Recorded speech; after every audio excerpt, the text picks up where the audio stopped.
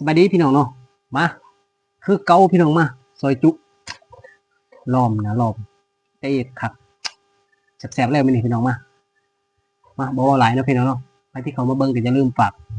กดไลค์กดแชร์เนาะกดติดตามเนาะเพื่อเป็นกำลังใจให้บ่าวดาวนำเด้อพี่น้องเด้อมาจัดพี่น้องมา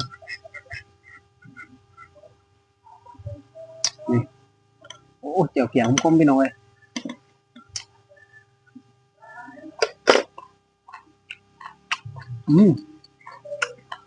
กระเจี๊ยดแซ่บแซ่บหรือฮะเนามักใจน่ะนี่นั่นน่ะมักใจลูกโดด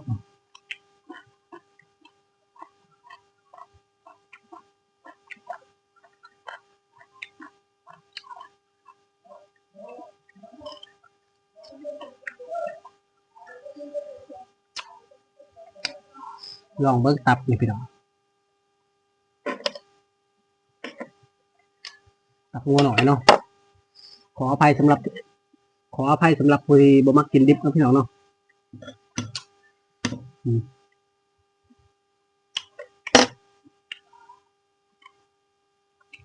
เจ๊ดาเยี่ยมนะคักแซ่บขนาดพี่น้องเสียดายบ่ได้ถือข้าวเหนียวนะพี่น้องเนาะนี่แซ่บๆเลย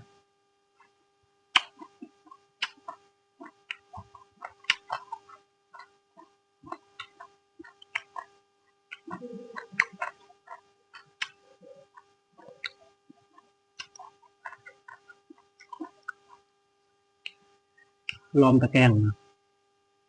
ล้อมตะแกรงภาษาลาวเอิ้นว่าตับงัวเนาะแต่ภาษาชาวบ้านว่าคนตะโอดว่าล้อมตะแกรง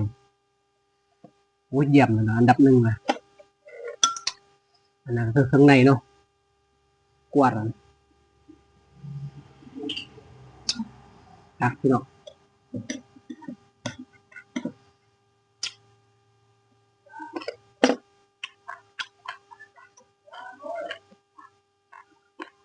กระเจี๊ยบเยี่ยมเลยยัง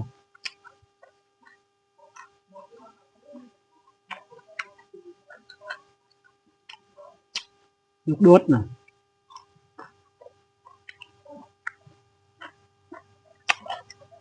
ฮะนะ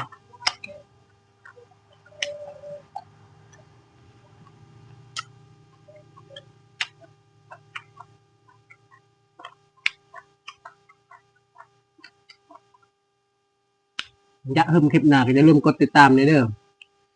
กดติดตามกดแชร์เนาะกดไลค์เนาะเพื่อเป็นกำลังใจให้บ่าวดาวเนาะพี่น้องเนาะ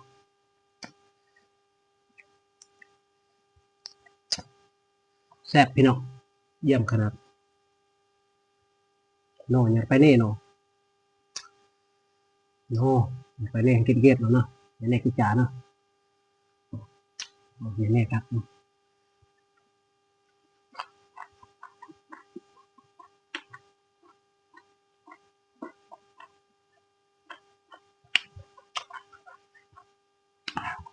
เยี่ยมไหมยัง